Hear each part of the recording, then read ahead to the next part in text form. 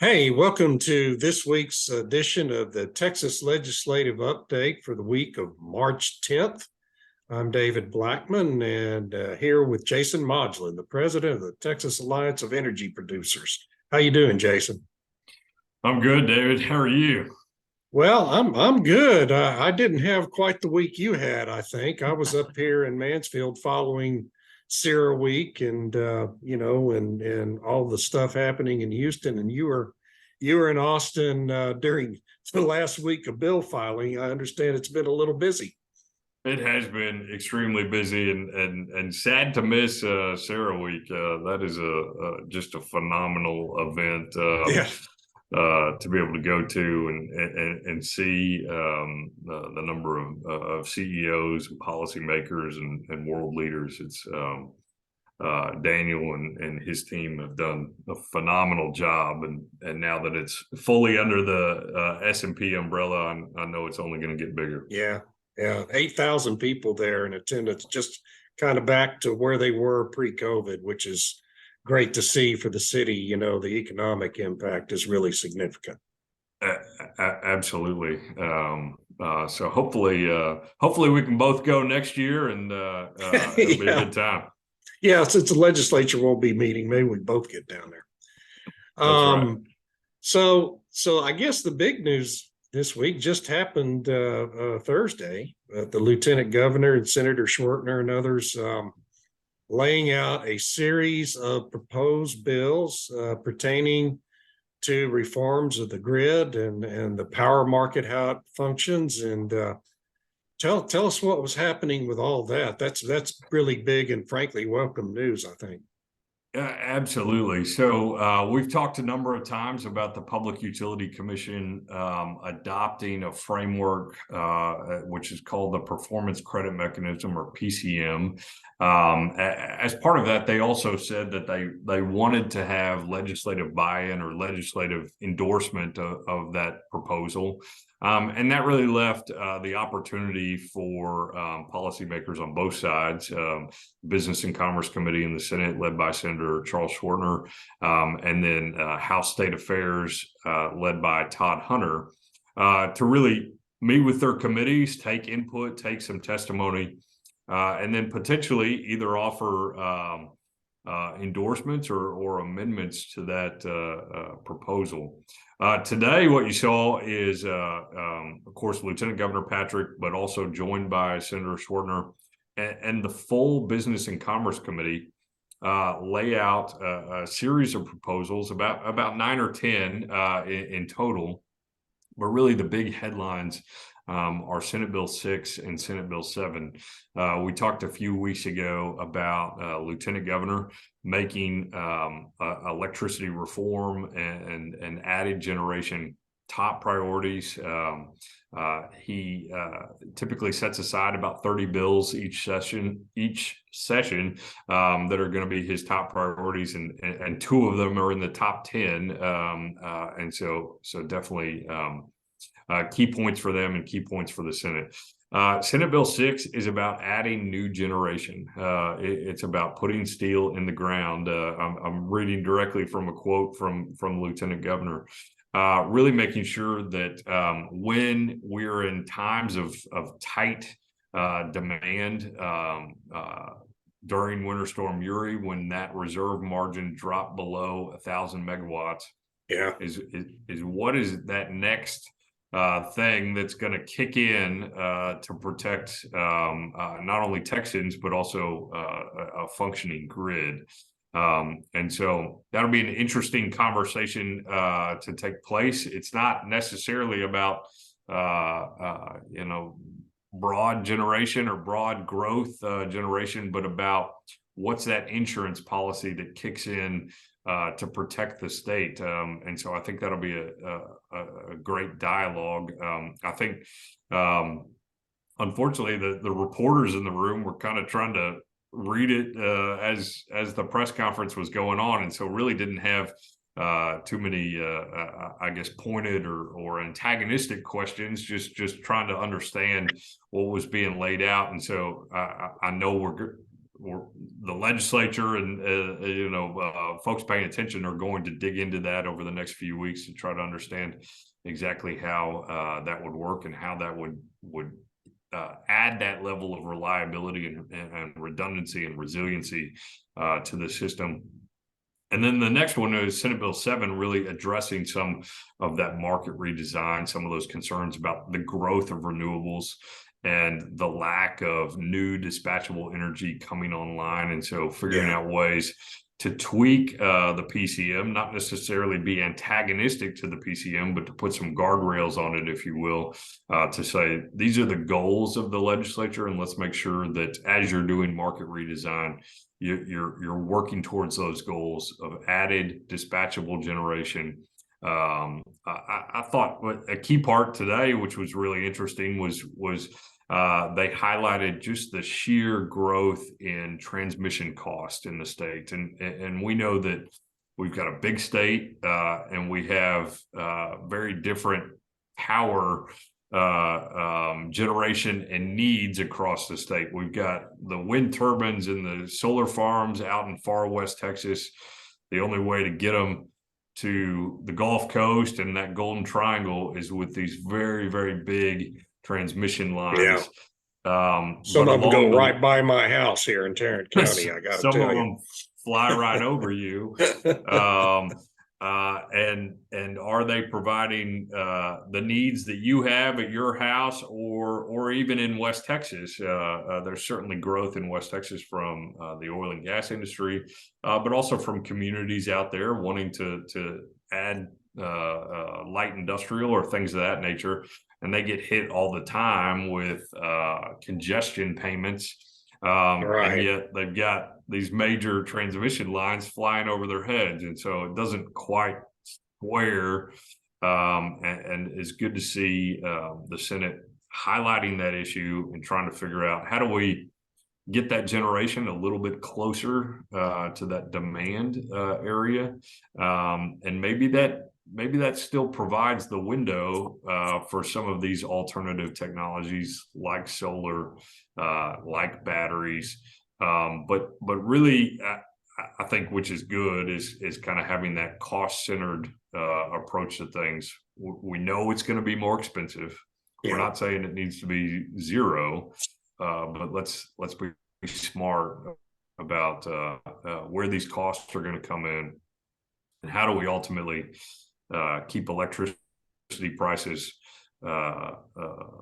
low or predictable, or all the things that you hope they're working towards. Yeah, and I just got to say, I mean, thank goodness that the lieutenant governor and the senators are keeping their eyes on this ball and highlighting this need, because there's no doubt our grid needs additional dispatchable capacity, probably 10 to 12 gigawatts of it. And that's not going to come from wind and solar. It's great that we have all the wind. Texas is the powerhouse nationally in wind power, and that's an asset for the state if it's managed right. And we have a rapidly growing solar industry that's also a benefit to the state if it's managed right. But where we have fallen short in the past has been managing it right as part of this integrated grid, and the instability it's led to has certainly been a boon for Generac and the folks that sell home generators and folks that sell home solar. But it's just not a good way for a state like Texas that's so abundant in energy resources to do its business. There's no reason for our grid to be unstable in Texas, and it never was until the last 15 years or so. And so I'm glad to see the Senate trying to get its arms around it. I sure hope folks in the House follow suit, probably not by just rubber stamping the Senate plan, but something that makes sense and that Texans can rely on for their safety. Yeah, we have not seen a similar proposal in the House, and bill filing deadline is Friday. Depending on who you talk to, it's either 5 p.m. or 6 p.m. I think unfortunately it's the latter. What is that, a daylight But, savings time consideration since we're doing that this weekend? No, we moved several years ago to an online filing system. You used to have to stand in line and get your bill stamped by the House clerk or by the Senate clerk, which was phenomenal. A throwback era. It was quite a spectacle, yes. But now you're basically emailing the clerk, and it gets posted shortly thereafter, and so you don't have to be there in person, and therefore, since it's digital, it can happen a little later, which I don't know is necessarily a good thing. But what we're hearing is that the House certainly has an interest in making sure that there's added generation, but won't necessarily weigh in with their own bill, at least as a priority bill. That could change. The speaker's been releasing his priority bills in kind of batches, and so have not seen his announcement today, and I'm sure he might have an announcement tomorrow as well. And so that could change, but what we think is going to happen is that the Senate is going to move fairly quickly, as they typically do on their top priority bills, get those over to the House, and then there'll be a pretty robust conversation in the House as to how to either modify these or continue moving them forward. And I think there's a good likely possibility that they move forward. Everyone in the state recognizes that we're still growing at an unbelievable rate of over 1,000 people a day. And there will be hot days again, and there will be cold days again. And so what does that energy mix look like? Should we have a wind interruption or a solar interruption that potentially limits our power on a particular day? Yeah. So bill filing deadlines Friday. We're going to have 7,000 bills in this session, like you said a few weeks ago. Oh, it might even be more. Like? It might even be more. Yesterday, there were nearly 500 bills filed. It's probably the same today, or get very close to that number. And so 7,000 bills is certainly not out of the question. I'm just going to see. Yep, already 624 bills filed today, and it's and we're recording this on Thursday, so everybody knows we're recording this on Thursday because Jason is going on vacation. So we gotta accommodate that. I need a little break, and my kids need a little break, and so that's where we're headed. I was going to pull up for you the statistics on the session, which are always kind of interesting in comparison. To show you kind of what how many bills have been filed so far. So we're looking at 7,170 filed bills. It's still filed. A day to go. Wow. And still one day to go.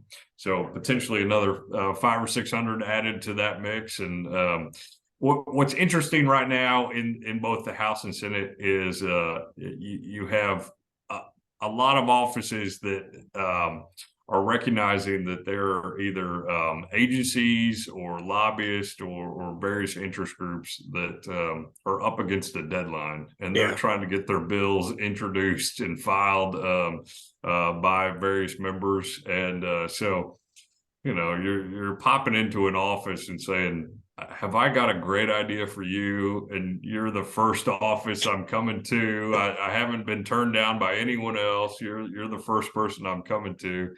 And so understandably, a lot of offices are locked, and they're in there saying, you don't have an appointment. You're not coming in here. Yeah. So it's I've been that guy before. I'm glad I don't have to do that anymore. It's not a comfortable position to be in. It's not. No, it's not. So this was Energy Week too. Y'all had pretty good weather for the most part during the week. How did everything go this week? It was a little warm, but it was fantastic weather. I think the final numbers from the Texas Oil and Gas Association, they were kind of the key association taking the lead on Yeah. Texas Energy Day, was a little over 600 people Oh, coming in good. from all over the state to hear from a phenomenal group of speakers. The lieutenant governor opened the session, but then we had Chairman Craig Goldman, House Energy Resources, Commissioner Emily Lindley from the TCEQ, Railroad Commissioner Christy Craddock. We had Railroad Commissioner Jim Wright, and I'm sure I'm leaving a few people out. And then we had lunch on the lawn. We took a group photo, 600 people on the House steps, and then we all descended on the Capitol. And so I had some great members, Ford Price out of Amarillo, Will Metcalf out of the Conroe area, and then Doc Anderson out of the Waco area. And so I'm bringing in 15 oil and gas professionals into their office and said, please give us some time. And here's a little gift bag of, various knickknacks and tchotchkes from each of the companies. And overwhelmingly, whether it was Republicans or Democrats, they were grateful for people coming to their capital. I mean, it's obviously it's the people's house of Texas. But then from an oil and gas perspective, all of the conversations this session are about how can we spend this unbelievable bounty of $33 billion, which is entirely due to oil and gas activity being high and severance taxes being high, and then sales tax collections right now on a good portion of that activity. So just good receptions everywhere from both Republicans and Democrats. Grateful for folks coming to their capital, but it was a long day. I Early bet in the it morning and was. late at night, and on your feet the whole time. But it's Always a nice worthwhile, time. it's Absolutely. well worth doing. That's always been such a high quality event, and I really enjoyed being a part of it for several years back in the day. So glad to see it's still going strong and having such a strong turnout. That's a lot of folks. That's really good. Y'all have some good barbecue for lunch, I hope. We did, yeah. We had Pokey Joe's barbecue, Ah, joint here in town, and they made yep. Frito pies for everyone. And Health food, yeah. and on the lawn, and as it's a public place. It's not closed, and so you're out there with DPS troopers and tourists and kids groups, and I mean just anybody going through the line get a Frito pie, and so Cool. it was fun to see. Well, what else happened this week? Any other bills we should pay special attention to? I know that True Darby has a bill that would incentivize investments in carbon capture, which I think is going to be a real growth industry. What do you think the prospects for that bill moving are? I think there's a high likelihood that we're going to see some carbon capture legislation. Last session, the legislature and really the oil and gas industry said, we see this coming, and we think it would be very good if we consolidate some of our regulatory approaches to Class 6 injection wells. Class 6 is an EPA designation for carbon dioxide, putting Yeah. CO2 down hole. And the way that we had it prior to 2021 is that if it was CO2 for enhanced oil recovery processes, that would be at the Railroad Commission. But if it was sequestration, just to put it down hole to essentially take it out of the atmosphere and lock it away, that was at TCEQ and EPA. And so the state passed a law asking to put all of that with the Railroad Commission. That primacy application was filed with the EPA through Governor Abbott's office last year. and hopefully we'll see some movement on that. There's been some other states, our neighbor to the east in Louisiana has also applied. And so there's a real opportunity for a good portion of the Gulf Coast to get primacy in this area. We've also had Michael Regan at EPA really be a champion for the states. You know, he came out of a state regulatory body, and wanting to see innovation in this space to put carbon dioxide down hole. And so we'll see how that primacy application comes back. This is the follow-up. And so Representative Darby, I think, is working maybe with the Carbon Neutral Coalition, which I think you've interviewed here recently. Susan Combs, former comptroller and ag commissioner, is on their board. And I did interview recently about this, and they're doing marvelous work. Well, it is going to be a growth area. The Inflation Reduction Act guarantees that, puts new incentives in place for locking CO2 downhole, whether it's for enhanced oil recovery or for sequestration, and so that will be a growth opportunity. But you also have a number of industries that are looking to decarbonize, and whether you believe in that or not, it is going to happen for some manufacturers, for shippers, for some industrial customers that are trying to market themselves for a global audience and need the ability to dispose of their emissions in some form or fashion. And there are purchasers of CO2 right now. The oil industry is the largest purchaser, but then after that, it's the bottlers, it's the manufacturers that convert CO2 to either food grade for sodas and beer, or freeze it and use it for industrial applications. So if there's a way to put this down hole and lock it away for generations, and get paid, whether that's on state lands or large landowners that we have in Texas that are very interested in this subject.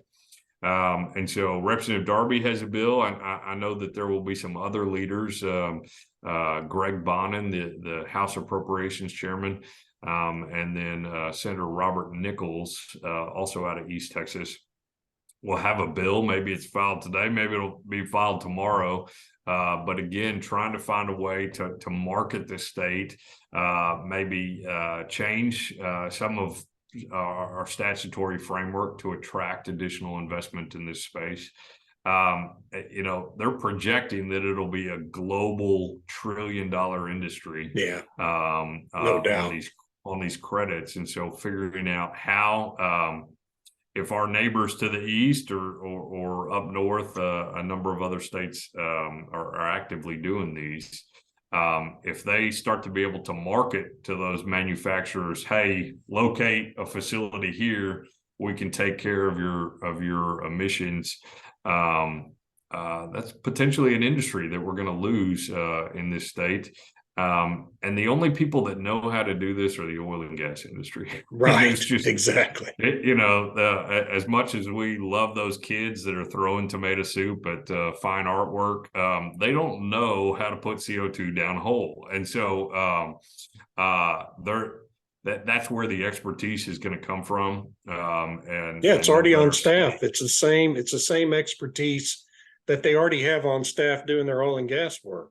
That's what's required to know how to, between Oxy and ExxonMobil alone has been responsible for about half the carbon capture that's ever been captured and stored underground. And with Oxy, you're up to probably 65% of all the carbon capture that's ever been done globally. And I was talking to the CEO of an engineering firm that's involved in that business today. He told me that the only other area that they're aware of globally that has comparable potential for CCS to what's along the Texas and Louisiana Gulf Coast is in the Middle East. And so this is we're in really an incredible position to really benefit economically and environmentally here in Texas from this business. And it's going to be a huge, huge business for the next 30 to 40 years. Yeah, yeah. So Representative Darby has filed a couple of bills on that. Some other members have filed bills, very similar pieces of that. Brooks Landgraf, Charlie Guerin in the House. But I think I think the big kind of comprehensive effort is going to come from Greg Bonin and Senator Nichols. And so looking forward to seeing that bill filed this week. Another bill that Representative Darby has filed and then Senator Phil King has filed is a bill looking at enhanced oil recovery in shale fields. So we have existing tax incentives. If you go back in to older wells and bring that well online by utilizing a water flood or a CO2 flood, we defer a portion of your severance taxes so that you can recover your cost a little quicker. You can't really do that if you're going back into shale and needing to refrac. Unfortunately, that rock just doesn't take the water or anything else unless you're really pressuring it up and refracking that formation. Yeah. Because that's such a different cost dynamic. I think rightly the Railroad Commission looked at it and said, look, you really need to go to the legislature and make your case rather than just approving that as those other types of enhanced oil recovery procedures. And so Representative Darby and Senator Phil King have filed that bill. It would allow essentially for an operator to recover a portion of their cost if they refrac that well and bring it back online. They don't get to be tax-free or recover 100% of their investment, but a portion of their cost. Right. And we think that's prudent and similar to other types of incentives. Obviously, the state gets the benefit of added production. Production also brings with it sales taxes, payroll, added property tax rolls in those communities where, unfortunately, production has declined, and so the mineral estate is taxed at a lower rate based on what it could produce.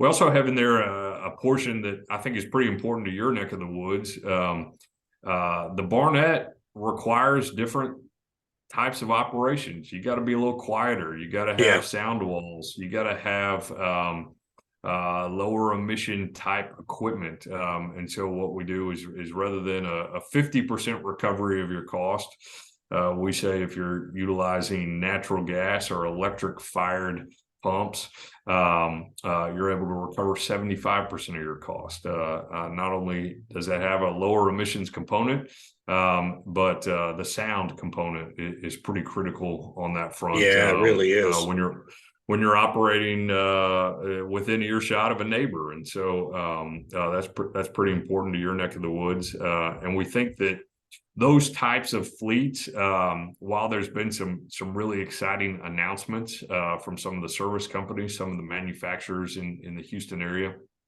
we're just not seeing enough of these. And so they're pretty expensive, locking up one of those fleets. But if we can incentivize that type of fleet, get them to build a little more in Texas, attract them away from some other states and have them locate in Texas, we're pretty excited about that prospect. Heck yeah. Anything to prolong the life of these fields and get more production out of them. We're going to need it in the years to come. I think that's a growing consensus, even in the Biden administration. I noticed that Secretary Granholm, speaking at CERAWeek this week, conceded that instead of the 10-year timeline the president gave the industry during his State of the Union address, she conceded we're going to still be using a lot of oil and gas well past 2050. So they're waking up in Washington what reality actually is, and we're going to need more of everything is what the reality truly is. So a lot of good stuff happening in the legislature, towards that end, right? I mean, everything we've talked about today is an effort to ensure adequate energy supplies and resources for not just Texas, but really throughout the country. And because Texas is such a big part of the national picture, and it's just really good to see all the thought going into to some of this legislation in this session. Absolutely. It's a positive, and one bright spot is that we're not in the middle of an eminent domain fight Oh, like thank we've God. been in years past. But really, compliment. I want to compliment the legislature, but also the landowner groups really coming to the table last session. Takeaway is critical, and a lot of companies are focusing on it right now. I know that was kind of an undercurrent at CERAWeek, as well as the potential limitations that are coming very fast on takeaway, and really kudos to those landowner groups, the legislature, for having the foresight to look out and say we really need to address this issue and attract that type of capital investment into the state so that we can get those pipelines. I think you've also seen not only Secretary Granholm, but also FERC and the Regulatory Commission, the new chairman, really recognize that we need to start moving a little quicker on permits. Yeah, we really do. For export and for interstate pipelines. So it took 2 years, but there's some positive measures coming from DC, and certainly happy to see those. Yeah, and on the eminent domain thing, I don't want people to think I'm belittling that issue. It's a vitally important issue for everybody, stakeholders on both sides of it. Frankly, my family has been on both sides of the eminent domain issue over the years with our ranch land in Goliad County. And it's a very important thing, but man, we just dealt with some aspect of that for like 6 sessions in a row during the latter part of my career. And it, you always knew it was coming and you just couldn't figure out how we were ever going to get there. But it's good that we're having a session without fighting over it for once. Absolutely. Well, we're at 30 minutes. We're half an hour in. I think this has been a pretty good summary of what's happened related to energy this week. I hope you have a great vacation. Well, thank you. And spring break. And but I know you'll be back late next week, and we'll talk to you then. Yeah, we'll talk next week. Thanks, David, very much. All right. Thank you. And thank you, everybody, for joining us. We'll talk to you next week.